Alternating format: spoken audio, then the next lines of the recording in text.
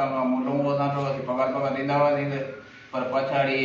असांखे सही कोन तयारु कई हितां छोकिरीअ ताईं खणी वियो मुंहिंजी कोर्ट में हुन बयानु कराई बयानु करण खां पोइ ॻोठु वियो जो पंहिंजे निभाईअ में वेही रहियो पोइ छोकिरीअ जी माउ भई मिलण त ॻोठु त हुनखे चई छोकिरी मूं वटि आहे कोन छोकिरी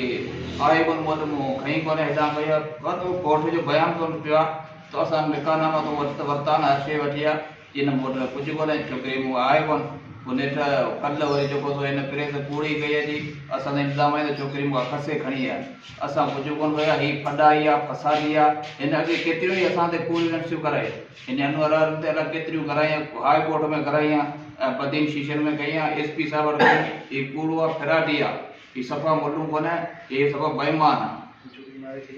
असांजी छोकिरी जेको थो असांखे 100% माना यकीन आहे हिन छोकिरीअ ताईं मारे छॾी आहे तंहिंजे करे छोकिरी ज़ाहिर कोन थो करे ऐं छोकिरी माउ बि मिलण वई छोकिरी पे जेल में पियो आहे हैदराबाद सेंट्रल जेल में छोकिरी माउ वई मिलण त हुनखे जी छोकिरी मां आहे ई कोन पर असांखे 100% यकीन आहे छोकिरी न मारे दफ़नाए छॾी आहे असांजे ख़िलाफ़ असां केतिरा कूड़ा केस दाख़िल कराया सभु कूड़ा थिया आहिनि पर हीअ वरी बि असां कल्ह जेकी प्रेस कॉन्फ्रेंस कई आहे इहा कूड़ी आहे हिनखे कूड़ो सुञातो वञे ऐं कूड़ी आहे।